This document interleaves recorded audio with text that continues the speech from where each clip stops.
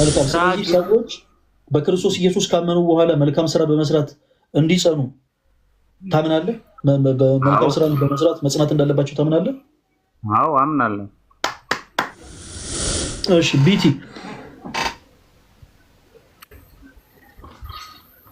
ቢቲ የሚል አካውንት ይሰማኛል። ማን ነው? ፈለገ እንዴት? ብሩክ። እሺ ብሩክ ከየት ቤተ እምነት ነው የመጣኸው? ፕሮቴስታንት ነኝ። እሺ ሰዎች በማመናቸው ብቻ የዘላለም ሕይወት ያገኛሉ ብለህ ታምናለህ? አዎ አምናለሁ። እሺ እስኪ መጽሐፍ ቅዱስ ማስረጃ ስጠኝ።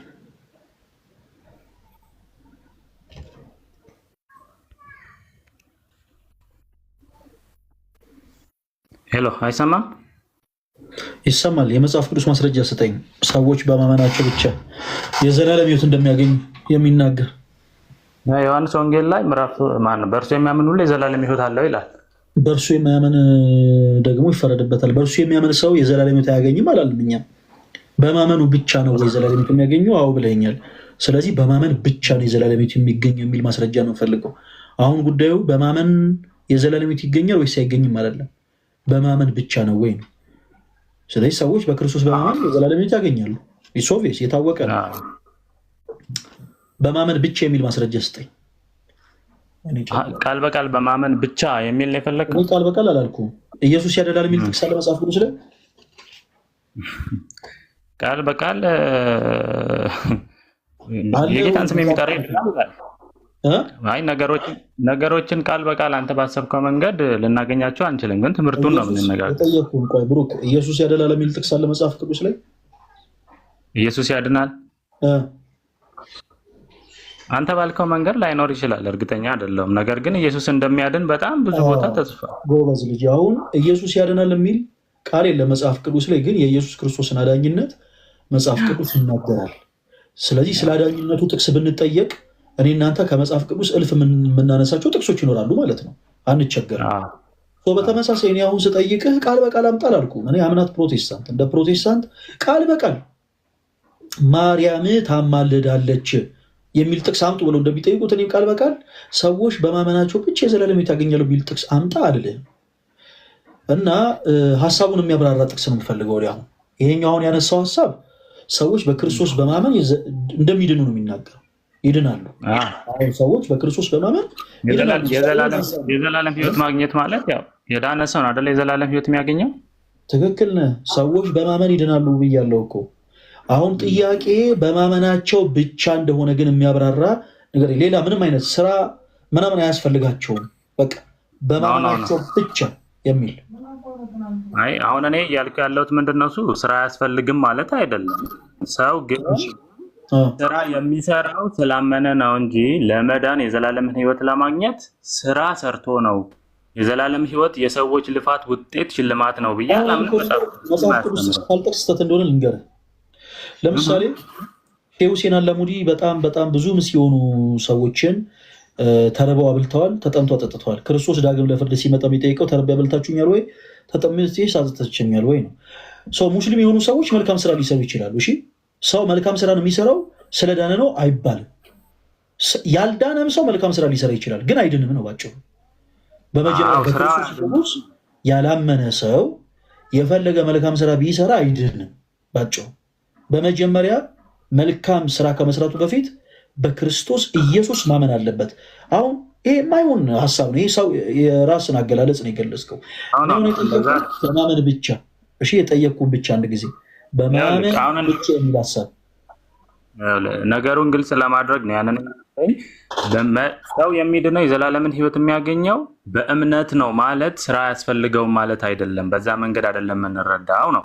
መልካም። ስለዚህ ሰዎች በክርስቶስ ኢየሱስ ካመኑ በኋላ መልካም ስራ በመስራት እንዲጸኑ ታምናለህ? መልካም ስራ በመስራት መጽናት እንዳለባቸው ታምናለህ? አዎ አምናለሁ። በጣም ዳስዋር ዊኒድ። ስለዚህ ዮሐንስ ወንጌል ምዕራፍ 15 ላይ ጌታችን ኢየሱስ ክርስቶስ እውነተኛው የወይን ግንድ እኔ ነኝ ብሏል፣ ገበሬውን ደግሞ አባቴ ነው አለ። ከዛ በኋላ በእርሱ የሚያምን እና መልካም ፍሬም ደግሞ የሚያፈራ አባቴ አብዝቶ እንዲያፈራ ያጠራዋል አለ። ይቆረጣል ይላል። ይቆረጣል። ስለዚህ በክርስቶስ አምኖ መልካም ፍሬ የማያፈራ በአጠቃላይ ይወገዳል አይደለም? ያው ይኸውልህ አሁን ግን መልካም ፍሬ የምናፈራው ከኛ አቅም የተነሳ ነው ወይስ ከግንዱ ነው? አሁን እኔ መልካም ፍሬ የምታፈራው ከአንተ አቅም ነው ወይንስ ከግንዱ ነው ብዬ አልጠየቅኩም ወዳጄ። ስለምናወራው ነገር ለምን አታወራኝም? አንተ የዲስከሽኑን አቅጣጫ አንተ ነህ እየወሰድክ ያለኸው። ብሩክ እየሰማሁ ነው ወዳጄ። ስላወራ ስም ማን ነው? ብሩክ አልኩህ እኮ። ቁመትን አትነግረኝም ማለት ቁመቴ ሜትር ከንትን ነው አትለኝም። ስምን ስጠይቅህ ስምህን ብቻ። ሰዎች በክርስቶስ ኢየሱስ አምነው መልካም ፍሬ ማያፈሩ ከሆነ ይወገዳሉ ወይስ አይወገዱም? የጠየቁ የሚያፈሩት ከራሳቸው ነው አይደለም ስላመኑ ነው ከግንዱ ነው ምናምን የሚል ንትርክ ውስጥ ነው ያልገባኝም። ቃሉ እኮ እየነገረህ እኮ አንተ እኮ ያነበብከው እኮ ቃሉ ይናገራል አይደል እንዴ? በእኔ ያለውን ይላል ይወገዳል እኮ ይላል ራሱ ቃሉ አይደል እንዴ? እኮ ቃሉ ይወገዳል የሚል ከሆነ ወዳጄ ይወገዳል ማለት ለምን ያቀታል? እያወራን ያለ ነው ሰዎች እውነተኛ የወይን ግንድ ማን ነው? ክርስቶስ። ሰዎች በክርስቶስ ኢየሱስ በማመን ቅርንጫፍ ይሆናሉ ወይስ አይሆኑም? ይሆናሉ። አለቀ። ቅርንጫፍ ሆነው መልካም ፍሬን የማያፈሩ ከሆነ ይወገዳሉ። መልካም ፍሬን የሚያፈሩ ከሆነ የክርስቶስ ኢየሱስ አባት አብዝቶ እንዲያፈራ ያጠራቸዋል። ሰዎች ለሚሰሩት ኃጢአት እግዚአብሔር አይደለም ተጠያቂው። መልካም ፍሬም እንዲያፈሩ የሚያደርጋቸው እግዚአብሔር ነው። መልካም ፍሬም እንዳያፈሩ ያደረጋቸው እግዚአብሔር ነው። እነሱ ስለከለከላቸው ነው አይባልም። በክርስቶስ ኢየሱስ ካመንክ በኋላ መልካም ፍሬን በማፍራት መጽናት አለብህ። ኦኬ። ለምሳሌ አንድ ሰው ከዝሙት የሚርቀው ራሱ በተጋድሎ ነው። ራሱ በተጋድሎ ነገር ግን ሰውነቱ ዝሙትን ስላሳሰበው በዝሙት በፍትወት የሚወርቅ ከሆነ ግን ተጠያቂው እሱ ነው። ስለዚህ እኛ ይህንን ጠየቅን። ሰው በክርስቶስ ኢየሱስ አምኖ መልካም ፍሬ ማያፈራ ከሆነ ይወገዳል ወይስ አይወገድም? ወንድማችን ብሩክ ይወገዳል። በጣም ጥሩ። እስቲ የያዕቆብ መልእክት ምዕራፍ 2 አንድ ጊዜ አውጣልኝ። ያው ከታች ጽፈውታል። አንተ አውጣልኝ። እኔ ከዚህ ከወጣሁኝ ያጠፋብኛል። ኦኬ። መጽሐፍ ቅዱስ አልያዝክም? አሁን አጋጣሚ እጄ ላይ የለም፣ ግን እስካወጣት ከተባወጣ ይችላል።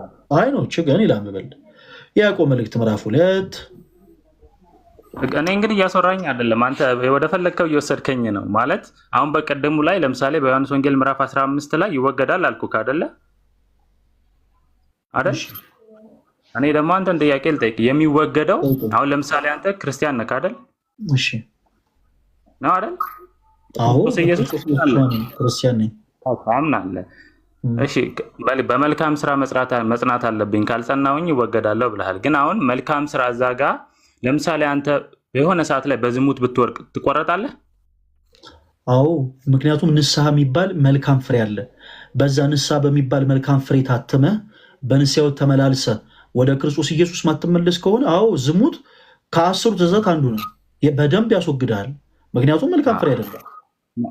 አንዴ ስላደረግክ ነው ያልኩህ። ለምን አንዴ የሚሆን 10 ጊዜ በንስሐው መታጠብ አለብህ። በቃ ያንን ነው የምልህ። በዚህ እኔ በደንብ እስማማለሁ። ሰው ምክንያቱም ልጆች ኃጢአትን አታድርጉ፣ አንደኛ ዮሐንስ ላይ ኃጢአትን ብታደርጉ ተብሏል አይደለ? በአብ ዘንድ ጠበቃ አለን ይላል። የኃጢአታችን ማስተሰሪያ ነው። ከዛም በኋላ ደግሞ ንስሐ ብንገባ እንደሚያድነን ከአመፃችን እንደሚያድነን ይናገራል አይደል? ስለ ንስሐ ክርስቲያን ኃጢአት ካደረገ በኋላ ነገር ግን ኃጢአት ከወደቁ በኋላ ንስሐ አንዱ መልካም ፍሬ ነው፣ አንዱ መልካም ስራ ነው። ስለዚህ አንድ ሰው ለምሳሌ ቢሰርቅ፣ ቢያጠፋ፣ ቢያመነዝር ግብረ ሰዶም ሆኖ ወድቆ በንስሐ ታጠበ፣ እሺ ወደ ክርስቶስ ኢየሱስ ይቅር በለኝ ብሎ ከተመለሰ ይሄ አንዱ ራሱን የቻለ በጎ ስራ ነው። አየህ፣ በበጎ ፍሬ ተመለሰ ማለት ነው። ሰው በበጎ ፍሬ ሲጸና የኔ ጥያቄ ስለያሰማኝም ኦኬ፣ ቀጥል። ጥያቄን ጨርስና ይቀጥላል። ሰምቻለሁ። አሁን እኔ ጥያቄ ምን ጥያቄው ቅርንጫፍ አንድ ጊዜ አሁን ምሳሌውን ውስጡ ከገባን ሌላ ውስጥ ነው። አሁን ቅድም ባልኩ መንገድ እናወራ። ጥያቄው ብቻ ቀጥል። ንስሐ አሁን ለምሳሌ አልኩ አንድ ጊዜ ኃጢአት ሰራ። ኃጢአት በሰራ ሰዓት በዛች ቅጽበት ትቆረጣለህ ወይስ ትወገዳለህ? አትወገድም። በጣም ጥሩ። ሰዎች በክርስቶስ ኢየሱስ ባመኑበት ቅጽበት እንደሚድኑ ሁሉ በተመሳሳይ በክርስቶስ ኢየሱስ ማመናቸውን ቢተዉ በዛው ቅጽበት ድነታቸውን ያጣሉ። ሰዎች ኃጢአትን በሰሩበት ቅጽበት ይወገዳሉ። ይወገዳሉ ማለት ንስሐ ሳይገቡ በዛን ሞመንት ቢሞቱ የዘላለም ሕይወትን አያገኙም ማለት ነው። ኦኬ ሶ አሁን ይሄ እንደ ሁኔታው እንደተፈጠረው ኩነት ሊብራራ የሚችል ጉዳይ ነው። እንዴት አንድ ሰው ኃጢአትን ሰርቶ ንስሐ እስካልገባ ድረስ ወደ ክርስቶስ ኢየሱስ በንስሐ እስካልተመላለሰ ድረስ የዘላለም ሕይወትን ያገኛል ልንል አንችልም። የዘላለም ሕይወትን የሚያገኘው የተጻፈው በቂ ስለሆነ ክርስቶስ የተናገረው በቂ ስለሆነ ክርስቶስ እንዳለው በእርሱ አምኑ። በእርሱ ማመን ቀዳሚ ነገር ነው። ክርስቲያኖች በደንብ አድርጋችሁ አዳምጡኝ። ቁጥር 6 ላይ ምን ይላል መሰላችሁ? ጌታችን ኢየሱስ በእኔ የማይኖር ቢሆን እንደ ቅርንጫፉ ይጣላል፣ እነርሱም ሰብስበው ይጥሏቸዋል፣ ይደርቃሉ እና ወደ እሳት ይወረውራቸዋል ይላል። በክርስቶስ ኢየሱስ ያላመነ ሰው ምንም እድል ፈንታ የለውም። በመጀመሪያ ምንም እድል ፈንታ በክርስቶስ ካላመነ በስተቀር ይድናል ብለን አናስብም። ክርስቶስም አላለንም። ኦኬ ነገር ግን በክርስቶስ ያመነ ስንል በክርስቶስ ኢየሱስ አምኖ መልካም ፍሬ የሚያፈራ ከሆነ የኢየሱስ ክርስቶስ አባት እግዚአብሔር አብ አብዝቶ እንዲያፈራ ያጠረዋል እንላለን። ለምን? ክርስቶስ ስላለ። ሰዎች በክርስቶስ አምነው ቅርንጫፍ ይሆናሉ። እውነተኛ የወይን ግንድ ማን ነው? ጌታችን ኢየሱስ።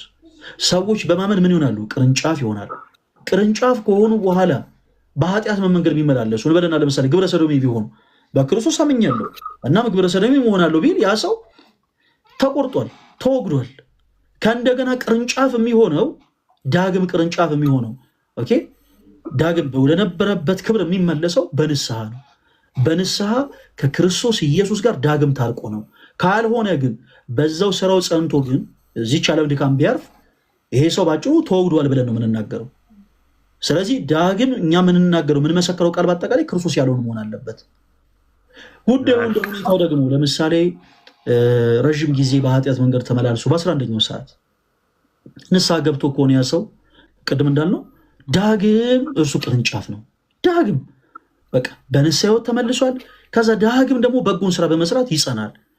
ለምን እንደዛ ለን? ምክንያቱም ሮሜ ምዕራፍ 2 ቁጥር 7 ላይ ሐዋርያው ቅዱስ ጳውሎስ በመልእክቱ እንደዚህ ይላል፣ በበጎ ስራ በመጽናት በምን አይነት ስራ? በበጎ ስራ በበጎ ስራ በመጽናት ምስጋናን፣ ክብርን፣ የማይጠፋ ሕይወትን ለሚፈልጉ ዊች ሚንስ ጠዋትም ሊሆን ይችላል፣ ከሰዓትም ሊሆን ይችላል፣ በ11ኛውም ሰዓት ምስጋናን፣ ክብርን ከአምላኩ ዘንድ ለሚሻው በምን አይነት ስራ ጸንቶ? በበጎ ስራ ጸንቶ በክርስቶስ ኢየሱስ አምኖ በበጎ ስራ ጸንቶ ይህንን ለሚሻ ጌታችን ኢየሱስ ክርስቶስ የዘላለም ሕይወትን ይሰጣቸዋል ይላል። የዘላለም ሕይወትን ሰጪው ክርስቶስ ነው። የዘላለም ሕይወትንም ደግሞ ይሰጣቸዋል ይላል ጳውሎስ። የትኛው ክፍል? ሮሜ መልእክት ምዕራፍ 2 ከቁጥር 7። አሁን እስካሁን ባልካቸው ነገሮች ሁሉ ምንም አይነት ተቃውሞ የለኝም። ሰው በኃጢአት ጸንቶ ከኖረ በንስሐ ሕይወት ካልተመላለሰ እንደሚወገድ ከጸጋ እንደሚጎድል አንተ ቀደም ያነበብከው ዮሐንስ ወንጌል ምዕራፍ 15 ላይም ይናገራል። ገላትያ ላይም ሄደ ብታነብ ታገኘዋለህ። ብዙ ቦታ ላይ ቀደም ሮሜ ምዕራፍ 2 ቁጥር 7ም አልክ በመልካም ስራ በመስራት። ነገር ግን ምንድነው እሱ? በእምነት ብቻ ነው የሚዳነው ማለት ምን ማለት ነው? ስራ አያስፈልግም አይደለም። ይሄው በዚህ እኮ ተስማማውኝ ነኝ አይደል እንዴ? የንስሐ ሕይወት ያስፈልጋል። እንትኑን ገልጠ ማየት ይችላል። አንድ ጊዜ ከዳነ በኋላ በኃጢአት እየተመላለሰ ፕሊዝ አንድ ጊዜ እንደማመጥ አሁን ያልኩትን ሀሳብ ከተስማማበት ዋቴቨር የትኛውን ቤተ እምነት አማኝ ብትሆን አንተ ትክክለኛውን የመጽሐፍ ቅዱስን መረዳት አግኝተዋል። ከዛ ውጭ ግን ከአምስቱ ሰዎች ውስጥ አንዱ ሰዎች በማመን ብቻ የዘላለም ሕይወትን ያገኛሉ የሚለው ትምህርት በጎ ስራን መልካም ስራን ያገለለ ነው። የለውም። ከፈለግ የእሱን የራሳቸው መጽሐፍ ገልጠ ከእንደገና መመልከት ትችላለህ። የአምስቱ ሰዎች መጽሐፎች አሉ፣ ሪኮመንድ አደርግሃለሁ። ትገልጥና እኔ በአጋጣሚ በሶፍት ኮፒ ነበረኝ። አሁን ግን ስልኬን ስለቀየርኩ ስለሌለ ነው እንጂ አሳየህ ነበር ገልጭ። መስራት አይጠበቅበትም። አንዴ አዳምጠኝ፣ እኔ ላውራ። አውራ። እሺ፣ ለምሳሌ ሰው በእምነት ብቻ ነው የሚጸድቀው ወይም ደግሞ የዘላለም ሕይወት የሚያገኘው ያለው ወይም ደግሞ ይሄንን ኮይን ያደረገው እንደ ፕሮቴስታንቱ ዓለም እንደ ፈርቀዳጅ የሚቆጠረው የሪፎርሜሽኑ ጀማሪ ሉተር ነው አይደል? አዎ።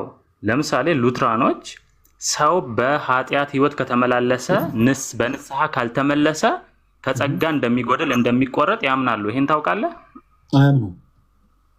ያምና እስቲ ምንድነው ማስረጃ? ከአያምኑም ስትል ኦኬ ለምሳሌ አንድ ሉተራን ቸርች ልጥቀስል፣ የአሜሪካ ሉተራን ቸርች፣ የስዊዲሽ ሉተራን ቸርቾች ልጥቀስል።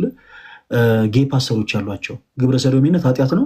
ከግብረ ሰዶሚነታቸው በንስሐ እንዲመለሱ አይፈልጉም፣ አያደርጉምም እና ጌይ እንደሆኑ ግብረ ሰዶሚ እንደሆኑ ፕሬስ እንዲሆኑ ያደርጓቸዋል።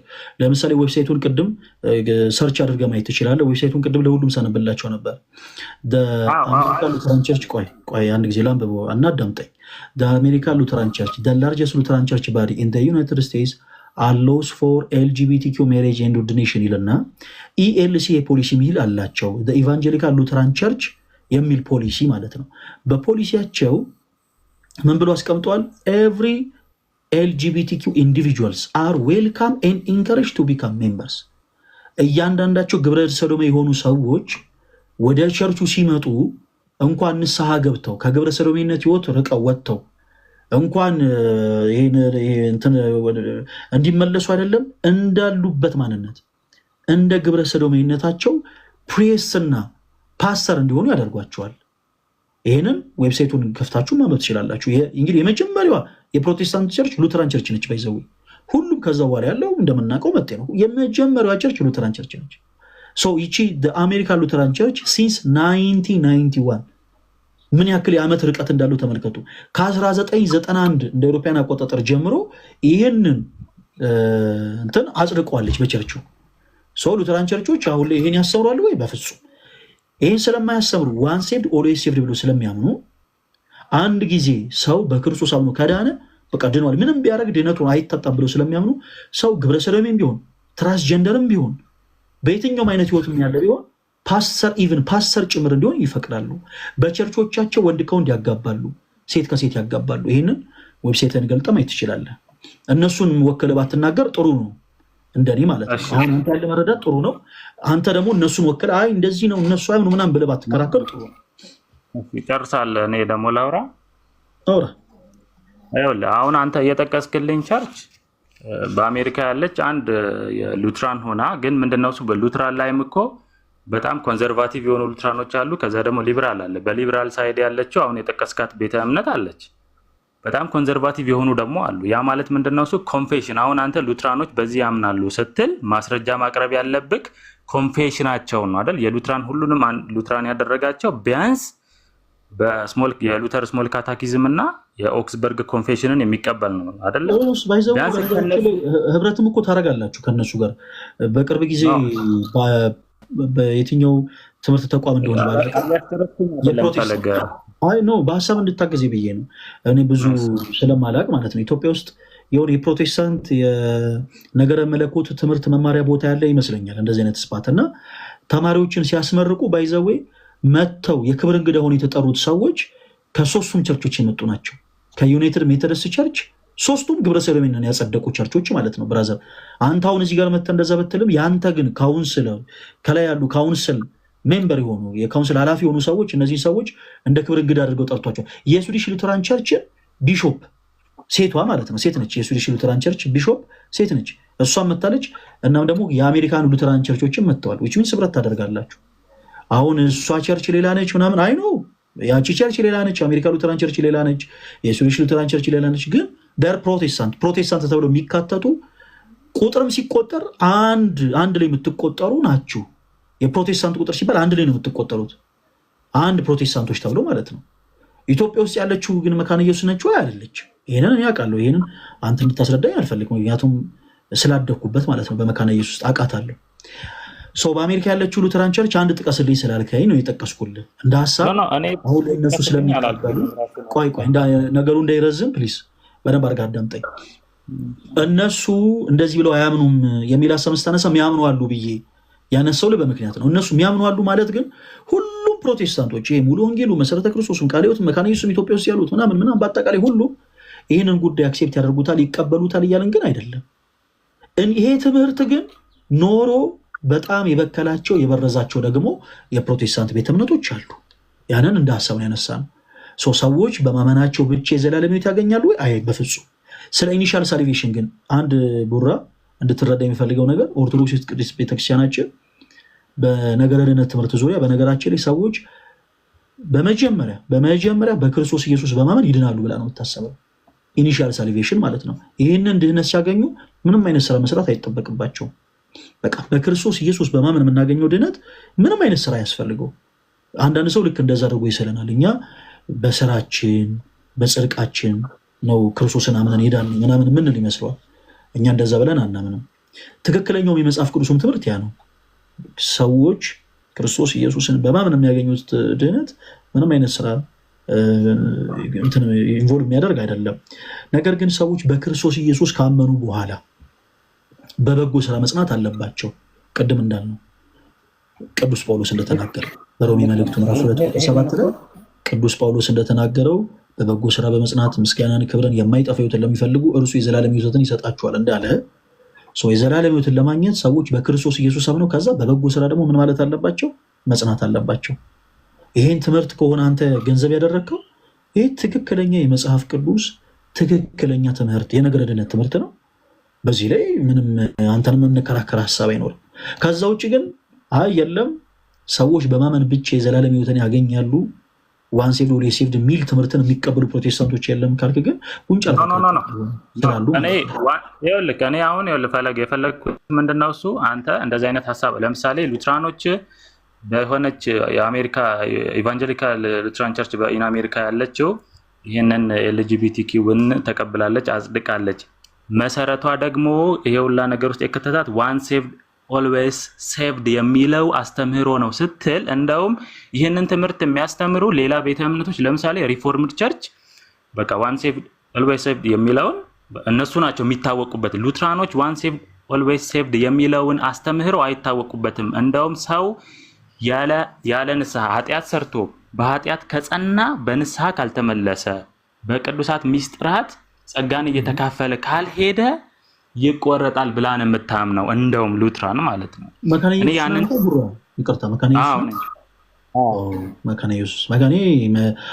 ኢትዮጵያ ውስጥ ያለችው መካነ ኢየሱስ እንዲህ አይነቱን ትምህርት ታስተምራለች ብዬ በነገራችን ላይ አላምንም። በነገረ ድነት ትምህርትም ዙሪያ ደግሞ የእናንተ ትምህርት ከሌሎች ኢትዮጵያ ውስጥ ካሉ ፕሮቴስታንት አስተምህሮቶች ጋር ይገናኛል ብዬም ደግሞ አላምንም። አሁን ለምሳሌ አንተ መካነ ኢየሱስ ነው ሙሉ ወንጌሎች ባይዘው አሁን አንተ ያልከውን ትምህርት በአጠቃላይ አክሴፕት ያደረጉት ምክንያቱም አሁን እኔ ግራ የገባኝ ለዛ ነበረ። ጀስት አሁን መካኒስ ከሆነ እረዳለሁ። በነገራችን ላይ እኔ ልጅነት ጊዜን ያሳለፉት መካነ ኢየሱስ ነው። ምናልባት ካወቀው 5 ኪሎ ጋር ያለው ማለት ነው። ከ5 ኪሎ ዩኒቨርሲቲ ጀርባ አዲስ አበባ ነው ያለው። አንተ አይደለም ምናልባት አዲስ አበባ ውስጥ ያላችሁ ታውቁታላችሁ። ስትመጣ ምናልባት ታየው ይሆናል። በጣም ደስ የሚል ቦታ እዛ ነው የልጅነት ጊዜን ያሳለፉት። ሰው መካነ ኢየሱስ ቤተክርስቲያን ምን ብላ እንደምታሰበር አይ ነው።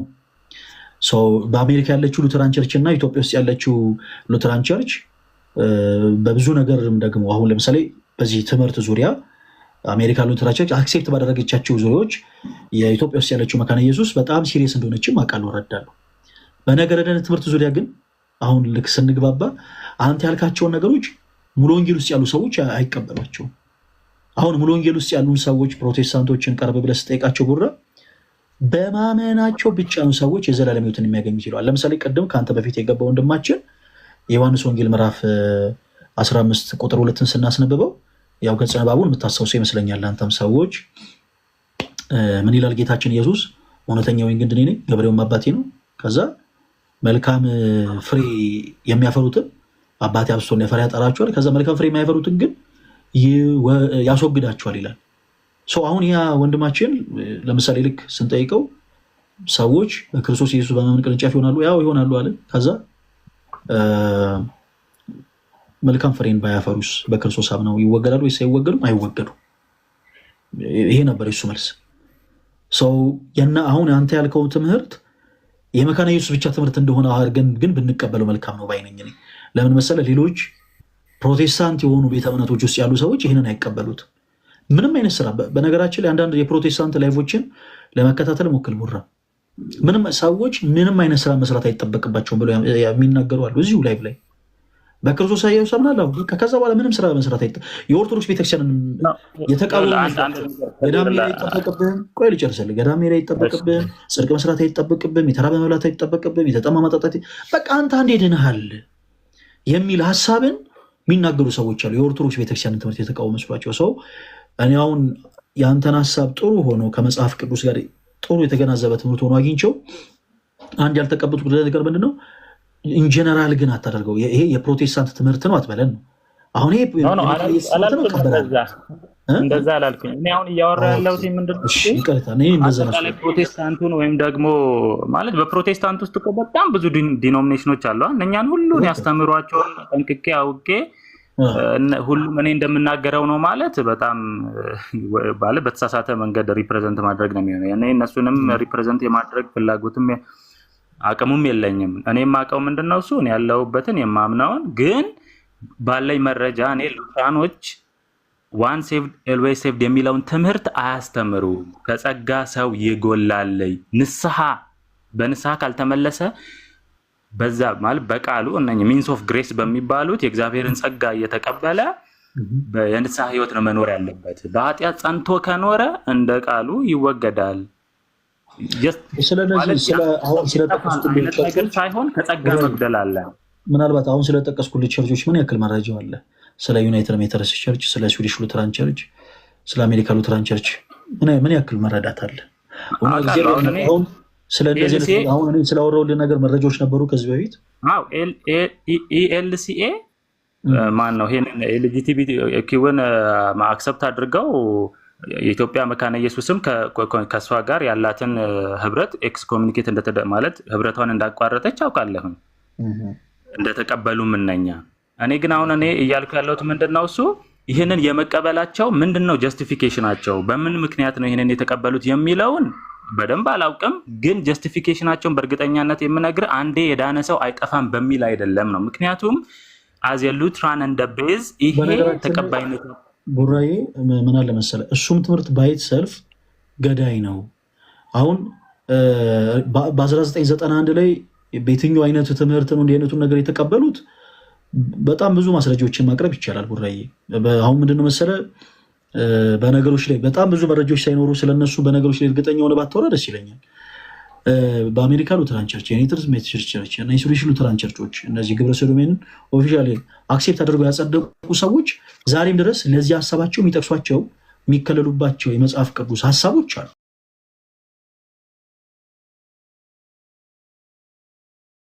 ጾታ ያለው ሁለት አምላክ፣ አንደኛው ወንድ አምላክ ነው፣ ይሄን ዓለም ሁሉ ያውቀዋል ብለው ያምናሉ። ሁለተኛው ግን ዓለም የሚያውቃት ሄቨንሊ ማዘር ነች። ያቺ ሄቨንሊ ማዘርን ማንም ሰው አያውቃትም። እሷን አሁን እኛ እንሰብካለን ብለው ተነስተዋል። ምናልባት አሜሪካ ውስጥ ያላችሁ፣ ደቡብ ኮሪያ ያላችሁ ሰዎች ገጥሟችሁ ሊሆን ይችላል። ስለ ሄቨንሊ ማዘር ይሄ ማዘር ጋድ ብለው ስለሚሰብኳት አንድ እንግዳ ስለሆነች ነገር የሆነ እንደዛ የጀመሩ ፕሮቴስታንቶች እንዳሉ ተመልክታችሁ ሊሆን ይችላል። እና እነዚህ ሰዎች ጥቅስ ሲሰጧቸው የሚያነሱት የመጽሐፍ ቅዱስ ጥቅስ አለ። አሁን ይህን ያነሳውላችሁ ለስውት ትምህርቶቻቸው የሚከለሉባቸው ወይም ደግሞ እንደ ሀሳብ አድርገው የሚያቀርቧቸው ሆነ አንድ ሀሳብ አለ። እነዚህ ሰዎች ሄቨንሊ ማዘር ጋድ ብላችሁ ከየተመጣችሁ ስትሏቸው የሚያነሱት የዘፍጥረት መጽሐፍን የዘፍጥረት መጽሐፍን ያነሱና እግዚአብሔር አምላክ በአምሳላችን እንደ ምሳሌያችን ሰውን እንፍጠር አለ የሚለውን ሀሳብ ያነሳሉ። ይህንን የተናገሩት ወንዱ አምላክና ሴቱ አምላክ ናቸው። ከዛ በኋላ በአምሳላችን ብለው የለ አዳም በወንዱ አምላክ ምሳሌ፣ ሴቷ ደግሞ በሴት አምላክ ምሳሌ ተፈጠረች ብለው ሌላ ሰው ሰራሽ የሆነ ትምህርትን ፋብሪኬት አድርገዋል። አሁንም ግብረ ሰዶማዊነትን አክሴፕት አድርገው ያጸደቁ ሰዎች የተከለሉባቸው ትምህርት የሚመስሉ ነገር ግን የመጽሐፍ ቅዱስ ትምህርት ያልሆኑ በጣም ብዙ ሀሳቦች አሉ ቡራዬ። በእነሱ ሀሳቦች ምናልባት ሌላ ጊዜ በደንብ አድርገን እናወራባቸዋለን። ለአሁኑ ግን ሰዎች በክርስቶስ ካመኑ በኋላ በበጎ ስራ መጽናት አለባቸው የሚለውን ሀሳብ እኛም ወደነዋል፣ ተቀበለነዋል። እናመሰግናለን ስለነበረን ጊዜ። እሺ ልናገር እኔ እሺ ሰዓት ስለሌለኝ ብዬ ነው። እሺ እነሳ ብለው ቁጥር ጻፉልኝ ከመጣችሁ። አንተ አንደኛ ቆሮንቶስ ምዕራፍ 5 ላይ ያለውን የአባቱን ሚስት ያገባው ሰው እንዴት ነው እሱ የምታየው? አንተ እንዴት ትረዳዋለህ? እሱ የቆሮንቶስ ስለ ቆሮንቶስ ምዕመናን ይሄ ሶቪስ የታወቀ ነው። ቆሮንቶስ ምዕመናን ጋር ቅዱስ ጳውሎስ ሲሰብክ እንደምታውቁት በጣም ብዙ ትሪኪሚኪ የሆነ ነገር ነበር። ማለት ብዙ ነገራቸው የተበላሸ ነበረ። አባት ከልጅ አህት ከአክስት ምናምን እንደዛ ሁሉ ነገራቸው በጣም የተበላሸ ነበረ። ቅዱስ ጳውሎስ ይሄን ነገር ከተረዳ በኋላ በመጀመሪያ ሊሰብክላቸው የፈለገው ክርስቶስን ነው። ወደ ስርዓት አልገባም። ወደ ስርዓት አሁን የጋብቻ ስርዓት እንዲሆን አለበት ምናምን ወደሚል ነገር አልገባም። የዛን ሰዓት ግን የነዛን ህዝቦች የመሰረቱትን ቤተሰብ ላለመበተን ያገባች ሴት ብትኖር ባሏን አትፍተው፣ ምክንያቱም ባሏ በሚስቱ ተቀድሷልና። በተመሳሳይ ደግሞ ያላመነች ሚስትንም ያገባ ደግሞ ቆይ ፕሊስ ልጨርስላ። ሚስ አላረኩም። ያላመነች ሚስትንም ደግሞ ያገባ ሰው ቢኖር ሚስቱን አይፍታ። ለምን? ያገባት ሚስቱ ባመነው ባሏ በሱ ማለት ነው ተቀድሳለችን የሚል ሀሳብን አስቀመጠ። ስለዚህ የቆሮንጦስን ይህንን ሀሳብ እንደ ዶክትሪናል ኢሹ አድርገህ ልታቀርቡ አትችልም። ለምን? በዛ ኮንቴክስት ነው ቅዱስ ጳውሎስ ያንን ሀሳብ የተናገረው። በዛን ሰዓት ለዛን ጊዜ ሆነ ማለት ነው። ከዛ ውጭ ግን አሁን እንደ ኢሹ ሆኖ ቀርቦ አይ የለም አባት ልጁን ስላገባ እንዲሆናል ወይ ምናምን ወደሚል ድምዳሜ አንሄድም ማለት ነው። ምክንያቱም ቆሮንጦስ ምዕመናን ላይ ብዙ ግራ መጋባቶች ነበሩ። ቅድም እንዳልኩት አክስት ያጎቱን ልጅ፣ አጎት ያክስቱን ልጅ ምናምን፣ አባት ልጁን፣ እናት ልጇን ምናምን እንደዛ ሆነው በጣም አሕዛቦች ስለነበሩ እግዚአብሔርን የማያውቁ ሰዎች ስለነበሩ እንደዛ ሆኖ ነበር የሚኖሩት። ስለዚህ ቅዱስ ጳውሎስም ለእነሱ የተናገረው ንግግር በአጠቃላይ እነሱን ብቻ የሚመለከት ነበረ፣ ያቺን ሰዓት ብቻ የሚመለከት ማለት ነው። ስለዚህ ቆሮንቶስ ላይ የተጻፈውን ሀሳብ ከዛ አንጻር መመልከት ያለብህ። ከነገረ ድነት ትምህርቱ ጋር ግን ልታገናኙ አትችልም ብዬ ነው። አሁን ያመጣበትን አመጣጥ ትክክል አይደለም ብዬ ነው። ቡራዬ ሚስት በባሏ ምናምን የሚለውን ሳይሆን አንደኛ ቆሮንቶስ ምዕራፍ 5 ከቁጥር 6 ጀምሮ አሁን አንተ ማንበብ ከቻልክ እስቲ አንብበው። ኦኬ። አይ እኔ ስላልገባኝ ንገረኝ እስኪ ምን አይነት ሀሳብ ልታመጣ እንደሆነ። እሺ ያላየሁት ነገር ካለ እንዳያደርገኝ ንገረኝ እስኪ። ቀደም እኔ ለዛ ነው ሰው አንድ ጊዜ ማለት መልካም ስራ ቀደም ተነጋግረናል፣ ተግባብተናል። ነገር ግን ምንድነው እሱ ንስሐ በቃ ግዴታ ነው፣ ለክርስቲያን የተሰጠ ነው፣ መጽሐፍ ቅዱሳዊም ነው። እኛም እንቀበላለሁ። እኔ በግሌሽ እንደ መካነ ኢየሱስም ወይም ደግሞ እንደ ሉትራን ይሄንን ይቀበላሉ። እኔ እያልኩ ያለሁት ምንድነው እሱ አሁን ይሄንን በቀላሉ ሰው አንድ ጊዜ በሆነች ሞመንት ላይ ኃጢአት አንድ ጊዜ ስለሰራ የዘላለምን ሕይወት በዛች ቅጽበት አጥቷል፣ ይቆረጣል ልትችል የማትችልባቸው በጣም ብዙ የመጽሐፍ ቅዱስ ምንባባት አሉ አልኩ። ለምሳሌ ይህንን እንዴት ታየዋለህ ያልኩ ለዛ ነው። አንደኛ ቆሮንቶስ ምዕራፍ 5 ላይ የአባቱን ሚስት ያገባውን ጳውሎስ ምንድነው እሱ የሚለው ስለ ስጋው ጥፋት ከእናንተ ጋር ሆኜ በመንፈስ ፈርጄበታለሁ፣ መንፈሱ በጌታ ቀን ትድን ዘንድ ይላል። አየህ እና ይህንን አሁን አንተ እንዴት ነው የምትረዳው ልልህ ፈልጌ ነው። መልካም ቅድም ብያለሁ። ምን አለ መሰለህ የቆሮንቶስ ምዕመናን ላይ ብዙ ችግሮች ነበሩ። እነዛን ችግሮች ቅዱስ ጳውሎስ ስለሚያውቅ ነው እንዲህ አይነት ሀሳቦችን የተናገረው። እንደ ትምህርት ግን ስለ ሳልቬሽን ስናወራ አንድ ሰው አንድ ጊዜም የሰራው ኃጢአት 10 ጊዜም የሰራው ኃጢአት ንስሐ እስካልገባ ድረስ ተመሳሳይ ነው። ጌታችን ኢየሱስ ክርስቶስ አንድ ጊዜ ፍሬ ያላፈራ አይደለም ያለው፣ ፍሬ ያላፈራ ብሎ ገለጸ እንጂ አንድ ጊዜ ብቻ ወይም ደግሞ ደጋግሞ ፍሬ ያላፈራ አይደለም ያለው፣ እንዲሁ ፍሬ ያላፈራ ነው ያለው። ስለዚህ በሳልቬሽን ጉዳይ ዙሪያ ከሆነ የምናወራው ክርስቶስ እንዳለው ነው የምንቀበለው ትምህርቱን። ለምሳሌ ጌታችን ኢየሱስ ክርስቶስ ቁጥር 2 ላይ በእኔ የሚኖር ቢሆን ሲል በእኔ የሚያምን ማለቱ ነው። በክርስቶስ ኢየሱስ አንድ ሰው በማመን ቅርንጫፍ ይሆናል። ሰዎች በክርስቶስ ኢየሱስ በማመን ቅርንጫፍ ይሆናሉ። ኦኬ፣ አመኑ። ካመኑ በኋላ በበጎ ስራ ባይጸኑ ይወገዳሉ ነው ያለው ክርስቶስ። ካመነ በኋላ በመልካም ፍሬ ቢጸና አባቴ አብዝቶ እንዲያፈራ ያጠረዋል ነው ያለው ክርስቶስ። ስለዚህ አሁን አንድ ጊዜ ባያደርግ ወይ ደግሞ 10 ጊዜ ቢደጋገመው ምናምን ወደሚል ሀሳብ መግባቱ ኢስናት ሪሊ ነሰሰሪ። እንደኔ ለምን መሰለህ ልክ ስንሰብክ አንድ ጊዜ ብቻ ፍሬ ባታፈሩ አይደለም ማለት ያንን አድርግ ያልከለው ፈለገ በጣም ሚስ እንዳታደርገኝ ይላል። በጣም ከይቅርታ ጋር እኮ እስኪጨርስ ብታደምጠኝ እኮ ጥሩ ነው። በጣም ብዙ ሰዓት እያወራ ስለሆነ ጊዜ የለኝም ትላለህ። ደግሞ የሆነ ጥያቄ ስጠይቅ በጣም ረጅም ሰዓት አሁን እኔ ጊዜ ባይኖረኝም የጠየከኝን ጥያቄ እኮ መመለስ አለብኝ። ቦራዬ ሰው አንድ ጊዜ ብቻ ለሰራት ኃጢአት አዳምጠኝ በለም። አንድ ጊዜ ግብረ ሰዶሜ ቢሆን ንስሐ ካልገባ ይወገዳል። አንድ ጊዜ ግብረ ሰዶሜ ሆኖ አይ የለም አንድ ጊዜ ብቻ ነው የሆነው ስለዚህ ንስሐ ባይገባም ችግር የለም የሚል ትምህርት የለንም። ከዛ ውጭ ግን በቅዱሳን ምልጃ ግን እኛ እናምናለን። ለምሳሌ በቅዱሳን ምልጃ እናምናለን። ካህናት ምልጃን ያቀርባሉ ብለን እናምናለን። በቅዳሴያችን ጊዜ ስለሚዘንበው ዝናብ፣ ስለሚፈሰው ውሃ፣ ስለሚበቅለው እህል፣ ስለ ፍጥረታት ሁሉ ካህናት አባቶቻችን ምልጃን ያቀርባሉ፣ ይለምናሉ ማለት ነው። ኦኬ በምልጃ አገልግሎት ያ ሰው ሊድን ይችላል ወይ? ሊድን የሚችለው በበጎ ስራ እሱም ጸንቶ ነው። ምን በሚል በንስሐ። ምክንያቱም አንድ ሰው ለሰራው ኃጢአት ንስሐ ሳይገባ የዘላለም ሕይወትን ያገኛል የሚል ትምህርት የለንም። አሁን ላይ ለምሳሌ የሆነ በእኔና በአንተ መካከል ያለ ሰው ግብረ ሰዶሜ ቢሆን ምን ዋጋ አለው? አይ እሱ እኮ ምን አንድ ጊዜ ብቻ እኮ ነው ግብረ ሰዶሜ።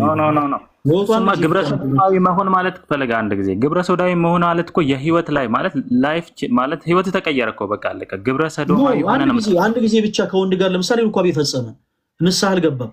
ይሄ ሰው አንድ ጊዜ ብቻ ነው ከወንድ ጋር ሩካቤ ስጋ የፈጸመውና ችግር የለውም አይባልም። ኦልሬዲ ተወግዷል፣ ይወገዳልም። ፍሬ ከእንደገና ቅርንጫፍ የሚሆነው በንስሐ ነው። ንስሐ ሳይገባ አንድ ጊዜ ብቻ ነው ያደረገው።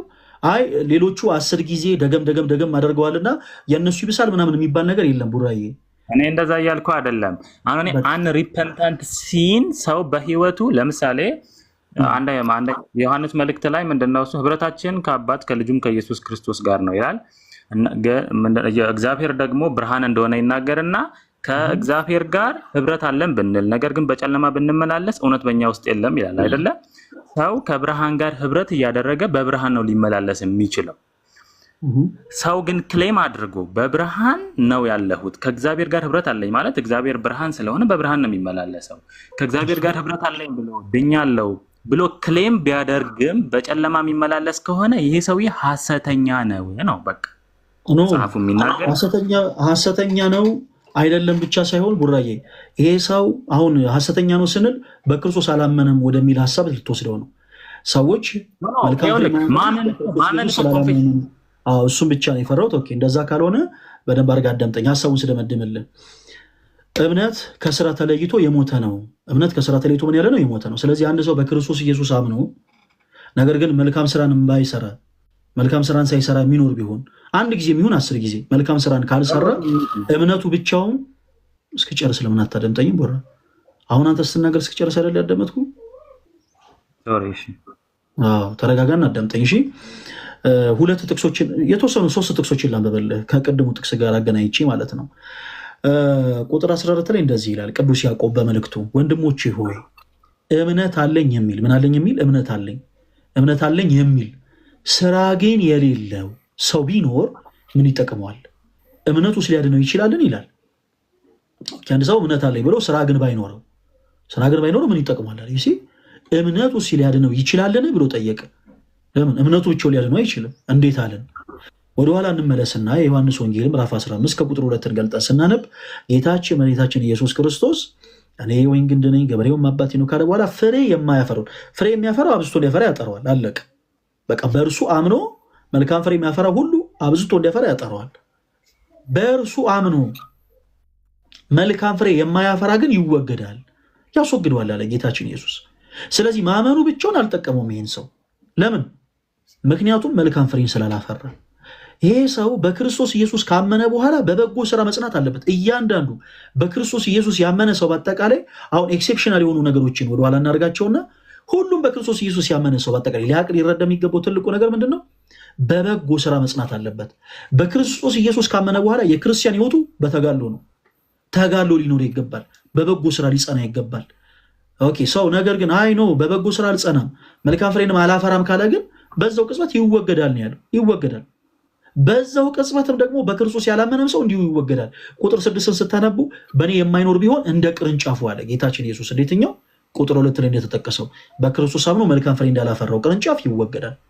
ከዛ እነርሱን ሰብስበው ወደ እሳት ይጥሏቸዋል፣ ያቃጥሉማቸዋል አለ። ስለዚህ አንድ ሰው በክርስቶስ ኢየሱስ አምኖ መልካም ፍሬን የማያፈራ ከሆነ ምን ይላል? ይወገዳል። አንድ ሰው አንድ ጊዜ ከወንድ ጋር ሩካቤ ስጋ ቢፈጽም ኃጢአት ነው። ኦልሬዲ መልካም ፍሬን አላፈራም። ስለዚህ ያ ሰው በዛ ኃጢአቱ ይወገዳል። ኦኬ ሰው ዳግም ከእንደገና ቅርንጫፍ ለመሆን ምን ማድረግ አለበት? በንስሐ ሕይወት መታጠብ አለበት። ምክንያቱም ጌታችን አምላካችን መድኃኒታችን ኢየሱስ ክርስቶስ እርሱ ኃጢአትን ይቅር የሚል በደልን የሚደመስስ ቸር ሩሩ ይቅር ባይ አምላክ ነውና ያ ሰው ከእንደገና ዳግም በንስሐ ሕይወት መታጠብ አለበት። በንስሐ ሕይወት ከታጠበ ዳግም ከእንደገና ቅርንጫፍ ይሆናል። ኦኬ ሰው ነገር ግን አይ የለም አይ አንድ ጊዜ ብቻ ነው ስለዚህ ችግር የለውም ሕይወቴ ሊቀጥል የሚል ከሆነ ግን ዞሮ አልዳንም ያ ሰው። በቃ በአጠቃላይ ማመኑ ብቻውን አልጠቀሙም፣ ያስወግደዋል። እንዴት አለን? ቅዱስ ያዕቆብ በመልእክቱ አሁን ምዕራፍ 2 ከቁጥር 20 ላይ እንደዚህ ይላል፣ የኔ ተወዳጆች አንተ ከንቱ ሰው ይላል። አንተ ከንቱ ሰው። ኦኬ እሺ፣ እምነት ከስራ ተለይቶ የሞተ መሆኑን ልታውቅ ትወዳለህን? እምነት ከስራ ተለይቶ ምን ያለ ነው? የሞተ ነው።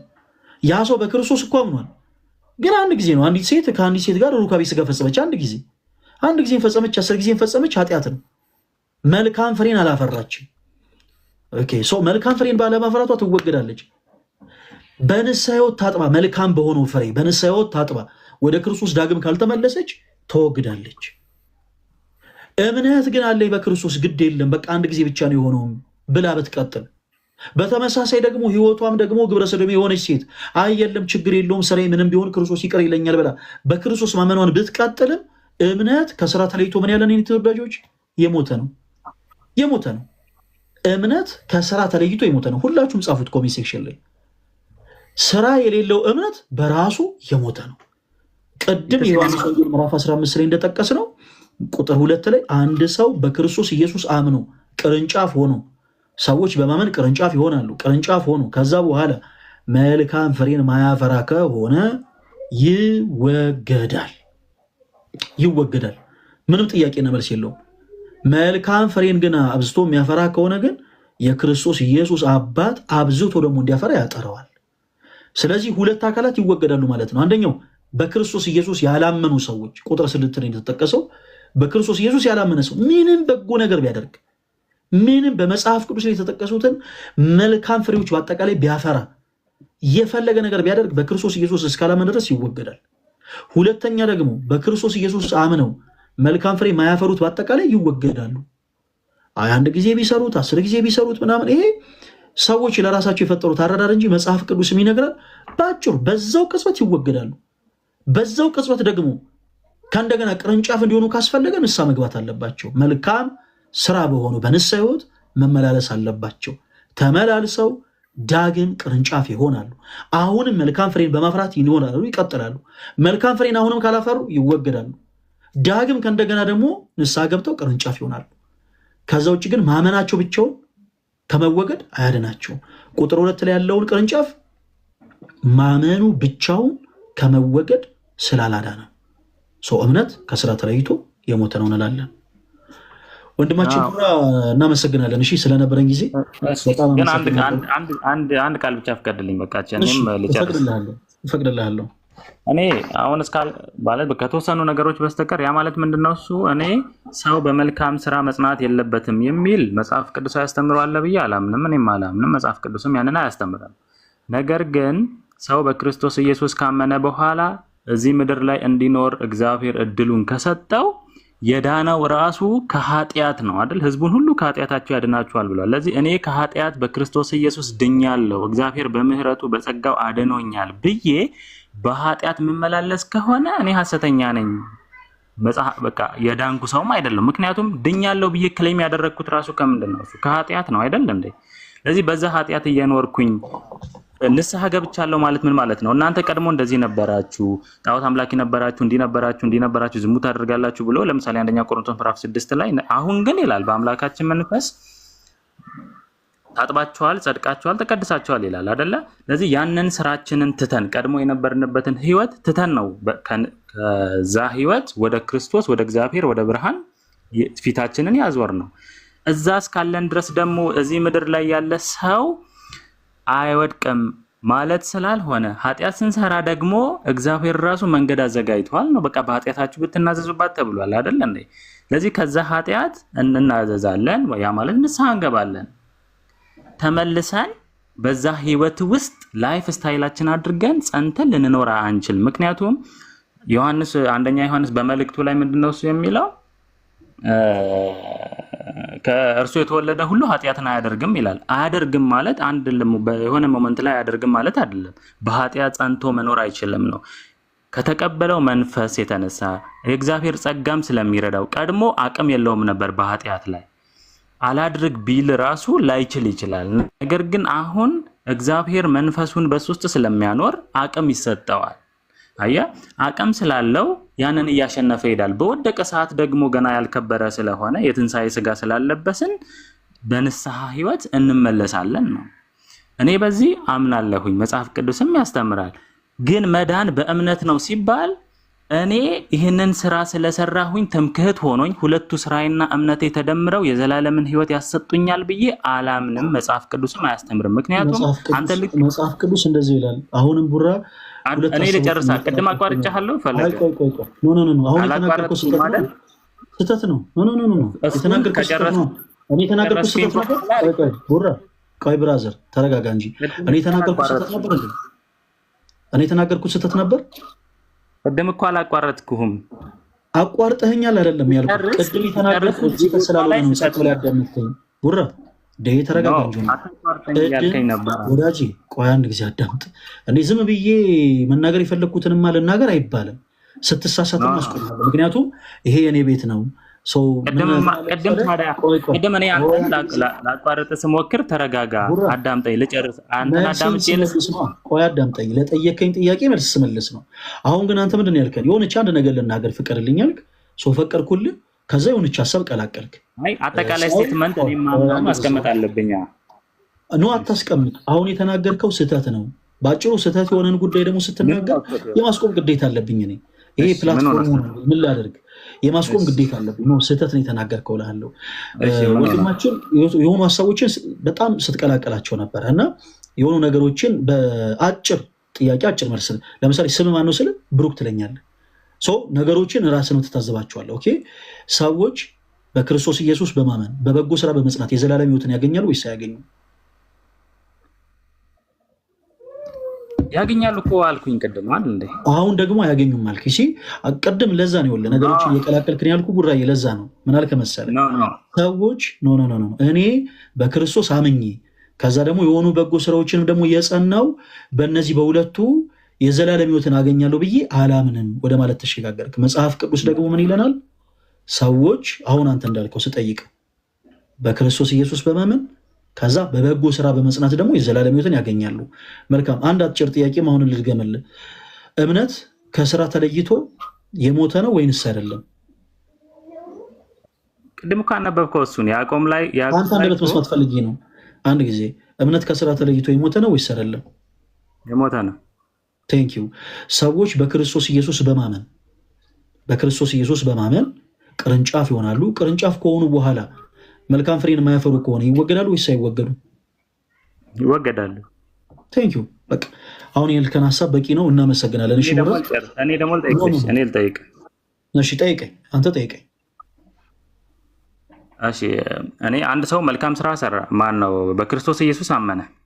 እሺ በክርስቶስ ኢየሱስ በማመኑ የሆነች ማለት ካመነ በኋላ ለምሳሌ ቢሞት ይህንን ሰው የዘላለም ሕይወት አያገኝም ብለህ ታምናለህ? ኤክሴፕሽናል ነው። አሁን እንዲህ አይነት ጉዳይ ኤክሴፕሽናል ነው። ለምሳሌ የአእምሮ በሽተኛ ሰዎች የዘላለም ሕይወት ያገኛሉ ወይስ አያገኙም? ነገሮችን ባታልፋቸው መልካም ነው። ለምን አላለፍኳቸውም? ብራዘር እንዴ የሆኑትንማ ሆነዋል እልሃለሁ። ለምሳሌ የአእምሮ በሽተኛ የሆነ ሰው የዘላለም ሕይወት ያገኛል ወይስ አያገኝም? አሁን ይኸውልህ እኔ አእምሮ ያገኛል ወይስ አያገኝም? አሁን ለአንተ ሲሆን አትንተባተብ። ቆይ ቡራ አዳምጠኝ። አእምሮ በሽተኛ የሆነ ሰው የዘላለም ሕይወት ያገኛል ወይስ አያገኝም? እኔ እንደዚህ አይነት ጥያቄ እኮ አይደለም የጠየቅኩህ፣ ስለ ኖርማል እያወራን ያለ ነው። ጉዳዮች አዳምጠኝ ፕሊዝ። ኤክሴፕሽናል ይባላል። አሁን የጠየቀኝ ጥያቄ መላሹ ኤክሴፕሽናል ነው። አሁን እንዲህ ቢሆን አንተ የፈጠርከው ታሪክ ነው። እኔ የጠየቅኩት ጥያቄ ግን መጽሐፍ ቅዱስ የተናገረው ነው። ለምሳሌ ምን ብዬ ነው የጠየቅኩ? ኤክሴፕሽናል የሆነ ነገር አልጠየቅኩም። እኔ ስጠይቅ ምን ብዬ ነው መሰለኝ የጠየቅኩ? ሰዎች በክርስቶስ ኢየሱስ አምነው፣ በደንብ አዳምጥ። ሰዎች በክርስቶስ ኢየሱስ አምነው መልካም ፍሬን ባያፈሩ ይወገዳሉ ወይስ አይወገዱም? ኤክሴፕሽናል የሆነ ጉዳይ አይደለም። ይሄ መጽሐፍ ቅዱስ የተናገረው ነው። ስለዚህ መጽሐፍ ቅዱስ እንዳለው ትመልሳለህ። አለቀ። አሁን አንተ ግን ኤክሴፕሽናል የሆነ ጉዳይ ስታመጣ ኤክሴፕሽናል ነው። ሌላ ጥያቄ ቀጥል። ጥያቄ ላስተካክል። አስተካክል። እግዚአብሔር የማይሰራን ሰው ያጸድቃል አያጸድቅም? የማይሰራን ሰው አያጸድቅም፣ ምክንያቱም ይወገዳል ይላል። በክርስቶስ ኢየሱስ አምኖ መልካም ፍሬ ያላፈራው ይወገዳል። እሺ ሮሜ ምዕራፍ 4 ላይ ከቁጥር 4 ወይ 5 ላይ አንብበው። እሺ ሮሜ ምዕራፍ 4 ላንብበልህ እስቲ። እሺ ሮሜ ምዕራፍ 4 ቁጥር ስንት ላንብበልህ? 4 ወይ 5 ላይ 4 5 ምዕራፍ 4 ቁጥር 5 ቁጥር 5 ወይ ቁጥር 4 እስቲ አንብበው። ለሚሰራ ደሞዝ እንደ ዕዳ ነው እንጂ እንደ ጸጋ አይቆጠርለትም። ነገር ግን ለማይሰራ ኃጢአተኛውን በሚያጸድቅ ለሚያምን ሰው እምነቱ ጽድቅ ሆኖ ይቆጠርለታል ይላል። ስለዚህ ለማይሰራ አላለም። ስለ ሕግ ስራ እኮ ነው የሚናገረው። ከቁጥር 1 ጀምሮ አንብበዋል። ስለ ሕግ ስራ ይቆይ አዳምጠኝ። የሕግ ስራ አሁን እኮ አብርሃም ይጠቅሳል። አብርሃም ለምሳሌ የሕግ ስራ ሰርቷል። ግዝረት የሕግ ስራ ነው። ሌሎችም አሉ። በብሉይ ላይ የተጠቀሱ በጣም ብዙ የሕግ ስራዎች አሉ። እኔ አሁን ስለ ሕግ ስራ አላወሩም። አንድ ሲቀጥል ደግሞ በክርስቶስ ያመነ ሰው እግዚአብሔር እንደ ጽድቅ አድርጎ ይቆጥርለታል ወይስ አይቆጥርለትም ብዬም አልመለስኩልም። እንደዚህ አይነት ምላሽ አዳምጠኝ። ባይሰራ ይሄ ሰው በክርስቶስ ኢየሱስ አምኖ መልካም ስራን ባይሰራ ኦልሬዲ ከጽድቅ ይወገዳል ወይስ አይወገድም? ይወገዳል። ለምን እንደዚህ ያመነ ሰው አዳምጠኝ። በክርስቶስ ያመነ ሰው ድኗል ወይስ አልዳነም? ቡራዬ ድኗል ወይስ አልዳነም? ድኗል። ያ መጽሐፍ ቅዱስን ስለሚናገረው ችግር የለውም። አንተን አልጠብቅ፣ እኔ ራሴ ልመልስልህ። በክርስቶስ ያመነ ሰው ድኗል። በቃ ቅድም እንዳለው ይሄ ኢኒሻል ሳሊቬሽን እንለዋለን። ሰዎች በመጀመሪያ በቃ በክርስቶስ ኢየሱስ ማመን ነው የሚጠበቅባቸው። ሲያምኑ ምንም መስራት የሚጠበቅባቸው አንዳች ስራ የለም። አለቀ። ከዛ በኋላ በክርስቶስ ኢየሱስ ካመኑ በኋላ ግን በበጎ ስራ መጽናት አለባቸው። አንድ ሰው በክርስቶስ ኢየሱስ በማመኑ ድኗል ወይስ አልዳነም ተብሎ ሲጠይቅ ድኗል። በቃ አለቀ። ይሄን ጨርሰናል። ከዛ በኋላ ግን በበጎ ስራ ባይጸና ድኗል ወይስ አልዳነም? አሁንም ከእንደገና አልዳነም። እንዴት እንደዚህ ያለን? ጌታችን ኢየሱስ ክርስቶስ ቁጥር 2 ላይ በእኔ ያለውን አለ። ይሄ በክርስቶስ ኢየሱስ አምኖ መልካም ፍሬ የማያፈራው ይወገዳል። ቅዱስ ያዕቆብ እንዳለው ማመኑ ብቻውን ከመወገድ አላዳነውም። ስለዚህ አንድ ሰው ቡራዬ በክርስቶስ ኢየሱስ አምኖ መልካም ፍሬ የማያፈራ ከሆነ ይወገዳል ስላለን አምኖ ድኗል ካለን በኋላ በበጎ ስራ ማይጸና ከሆነ መልካም ፍሬን በመፍራት የማይኖር ከሆነ ኦልሬዲ ይወገዳል። እያመነ ይወገዳል። የዳነው እምነትና ስራው አንድ ላይ ተደምሮ ነው ወይስ በእምነት ነው? አላልኩም። ተደምሯል። መቼ አልኩ? በመጀመሪያ የሚቀድመው ምኑ ነው ብያለሁ? ማመኑ ነው። ይህ እያዳመጥከኝ አይደለም። በመጀመሪያ የሚቀድመው ማመኑ ነው። ካመነ በኋላ ነው በበጎ ስራ መጽናት አለበት የምንለው። ቅዱስ ጳውሎስም በሮሜ መልእክቱ ምዕራፍ 2 ከቁጥር 7 ላይ በበጎ ስራ በመጽናት ያለው ካመነ በኋላ ነው እንጂ እኩል ማመንም መስራቱንም እንትን አላልንም። እኛ የሚቀድመው በመጀመሪያ በክርስቶስ ኢየሱስ ማመን ነው። በክርስቶስ ኢየሱስ ካመነ በኋላ ግን በምን አይነት ስራ መጽናት አለበት ይለናል የእግዚአብሔር ቃል፣ በበጎ ስራ። አለቅ። ከዚህ ውጭ ኤክሴፕሽናል የሆኑ ጉዳዮችን ለምሳሌ ሰው ደግሞ የራሱን ምልከታ ጭምር መጨመር የለበት። አልጨመርኩኝ። የነገረ ድነትን ትምህርት ልክ እንዳንተ ማለት ነው። ቅድም ይሄንን እኮ ብዙ አወራህበት። ፈለገ ተስማምተን ነበር እኮ። ሌላ ጥያቄ አለ? ጥያቄና መልስ ላይ መጣሁልህና ሌላ ጥያቄ አለ ቡራዬ? እሺ ይሄንንም እኔ አሁን አንተ ሪስቴት ነው ያደረከው። ቅድም የተናገርከውን ነገር ሪስቴት አደረከው። ቡራዬ አሁን ጠየቀኝ መልሼልሃለሁ። በመለስኩልህ ሀሳብ ላይ ምንም አይነት ሌላ ያቀረብከው ነገር የለም። ሶ ሌላ ጥያቄ አለ ወይስ የለህም? እሺ አለኝ። ጥያቄህን ቀጥል። እሺ ላንብበው። ሮሜ ምዕራፍ 4 ቁጥር 4 ላንብበው። ጥያቄህን ብቻ ጠይቀኝ። እኔ አሁን አንተ ሀሳብ ጥያቄን ብቻ ጠይቀኝ። እኔ ጥያቄ አለኝ ስላል። እሺ ልጠይቅህ። እሺ ቅድም አንተ ምን አልከኝ? የዳነ ሰው ነው መልካም ስራ የሚሰራው። እኛ ስለ ዳንን አቅም ስላገኘ አላልኩም። የዳነ ሰው ነው መልካም ስራ የሚሰራው አላልኩም። አለ እዚህ ላይ ከእንደገና ወጥቼ ላሳይ እችላለሁ። አላልኩም። አዳምጠኝ እንጂ ፈለገ ሊጨርሳት በላይ ያላልኩህን ነገር ብለሃል። በላይ ሊጨርሳት በላይ አላልኩህም። እኔ ስል ነው ያልኩት። እሺ አንተ ስትል እንደዛ በል። እሺ ቀጥል። የዳነ ሰው አይደለም መልካም ስራ የሚሰራ። እኛ የዳነው ራሱ መልካም ስራ ለመስራት ነው ስል ልክ አይደለህም አልከኝ። ልክ ነኝ? ድገምልኝ፣ አልሰማሁህም በደንብ። የዳነው መልካም ስራ ለመስራት ነው አልኩ። ልክ ነኝ? ልክ አይደለሁም? ልክ ነኝ? ልክ አይደለሁም? የዳነው መልካም ስራ ለመስራት ነው ማለት እስኪ አብራራልኝ፣ አልገባኝም። ሰው የዳነው እሺ፣ አሁን ቅድም ምንድነው የተነጋገርነው? ሰው ከዳነ በኋላ በኃጢአት ህይወት ከተመላለሰ መጽሐፉም ሐሰተኛ ስለሚለው ከብርሃን ጋር ህብረት አለኝ እያለ በጨለማ ከኖረ ሐሰተኛ ነው። በቃ ያ ሰው ሐሰተኛ ነው። እድኛለሁ አምኛለሁ ቢልም ሐሰተኛ ክሌም ነው እያደረገ ያለው ነው። እኛ ግን ከጨለማ ወደ ብርሃን ከመጣን በኋላ በብርሃን እንድንመላለስ ነው የዳን ነው። ሰው የዳነው መልካም በብርሃን እንዲመላለሱ ነው። አለቀ በቃ። ቀጥል ጥያቄ። ሰዎች በብርሃን እንዲመላለሱ ነው የዳኑት። በክርስቶስ ኢየሱስ የሚያምኑት በብርሃን እንዲመላለሱ ነው። ምክንያቱም ክርስቶስ ብርሃን ነው። ሰው በብርሃን ለመመላለስ ይድናሉ። አለቀ። የዳኑት በብርሃን ለመመላለስ ነው። ጥያቄ ምንድን ነው? ቀጥል።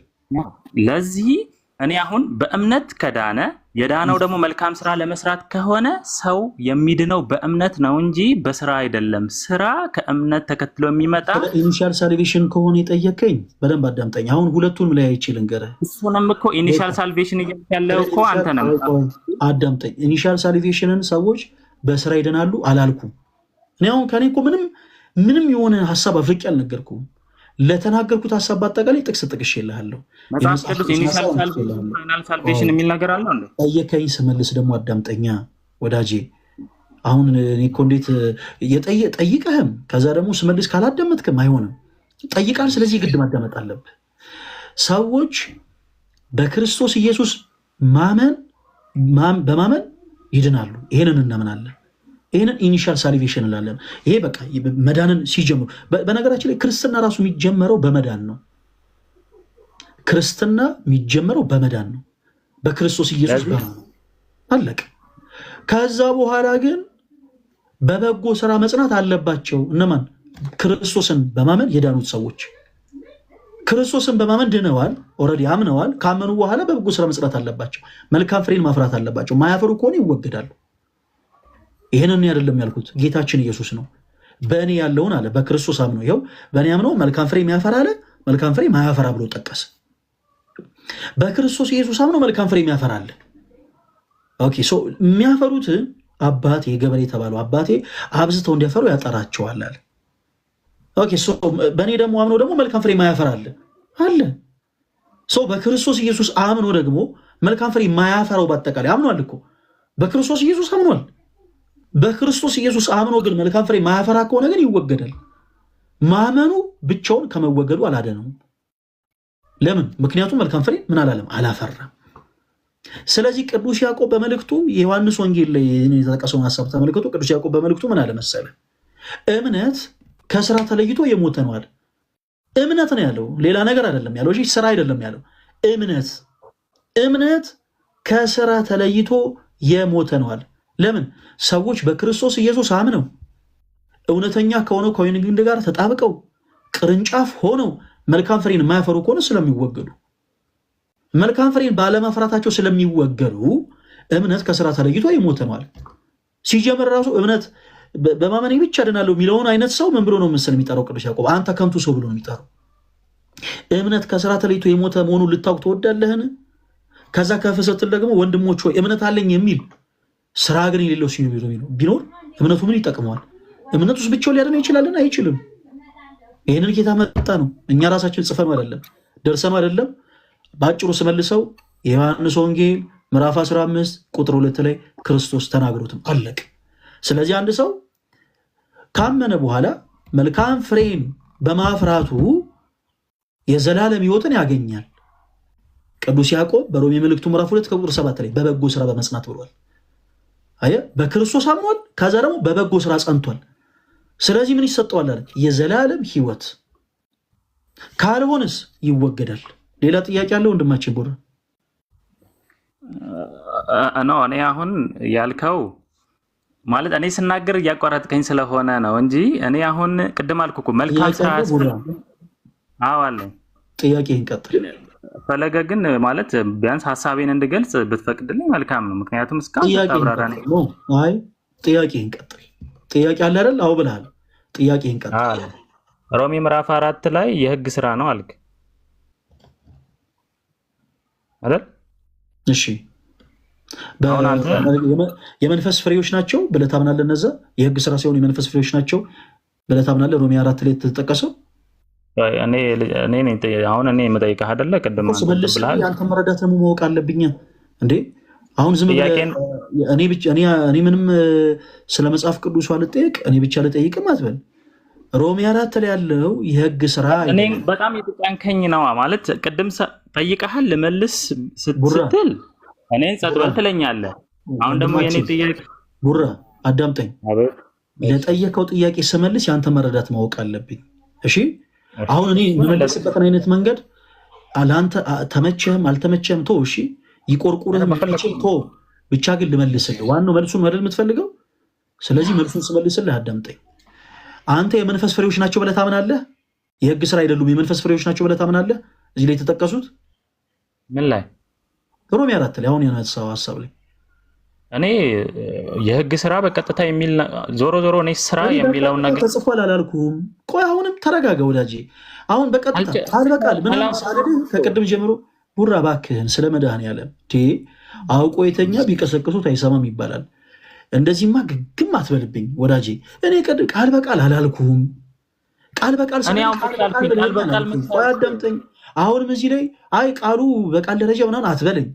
እዚህ ላይ የተጠቀሰው ስራ ተብሎ የተጠቀሰው የህግ ስራ ነው ወይንስ የመንፈስ ፍሬ ተብሎ የተጠቀሰው ነው? ከሁለት አንዱ አቋምህን ያዝልኝ። የአንተን አቋም ማወቅ ፈለግኩኝ። እኔ አሁን እያልክ ያለው ነገር አልገባኝም ፈለገ።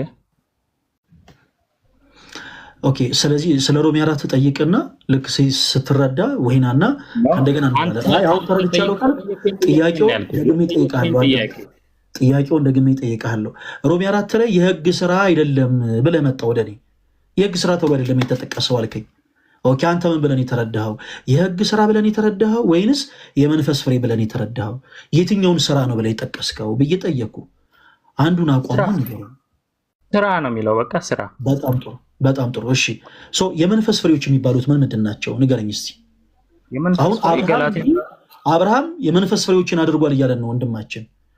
የዛን ሰዓት ላይ በህግ ስራ አይደለም አብርሃም አላልኩም ፈለገ። በጣም የመንፈስ ፍሬዎችን አንድ ጊዜ ንገረኝ። እኔ ያላልኩትን ብለሃል እያልክ እያወራ ነው። እስቲ ጥያቄን ተረዳና ብትመልስልኝ ደስ ይለኛል። ጥያቄን ተረዳ። የመንፈስ ፍሬዎችን ንገረኝ አንድ ጊዜ። ምን ምንድን ናቸው የመንፈስ ፍሬዎች? ገላትያ ምዕራፍ 5 ቁጥር 21 በኋላ ያሉት ማነው 19 በዛ አካባቢ የመንፈስ ፍሬ ብሎ ያስቀምጣቸው አሉ።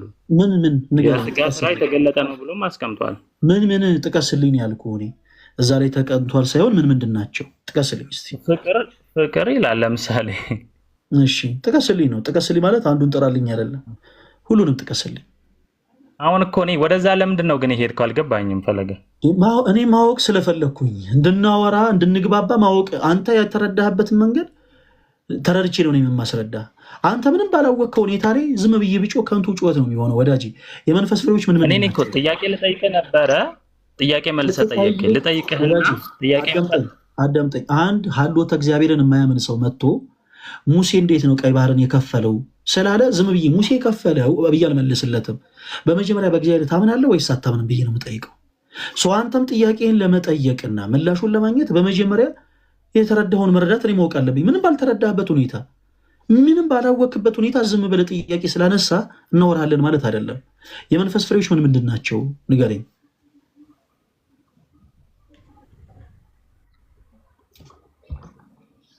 ፍቅር እኮ አልኩ። ፍቅር፣ ትዕግስት፣ ቸርነት፣ በጎነት፣ ራስን መግዛት እነኝን የመሳሰሉት። እሺ የህግ ስራስ? የህግ ስራ ተብሎ የተጠቀሱ ቢያንስ እስቲ 1-7 ንገረኝ። የህግ ስራ ነው። አሁን እኔ የስጋ ስራ እዚህ ጋር ገላትያ ምዕራፍ 5 ላይ የስጋ ስራና የመንፈስ ፍሬ ነው። የህግ ስራ ተብሎ የተጠቀሱትን ንገረኝ ወዳጄ።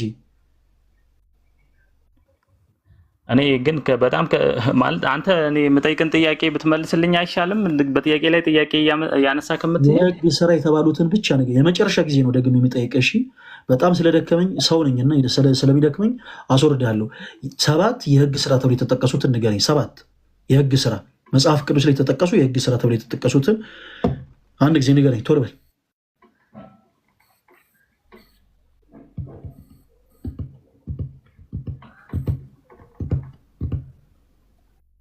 እንዳላስወርድ ወንድሜ እየጠበቅኩ ነው። ፕሊስ ጊዜያችን አትግደል። እሺ አይ በቃ እኔ እዚህ ደረጃ ከደረስን እኔ ኦኬ እሺ እኔ ቀድሜ አስወርጄ ያለውን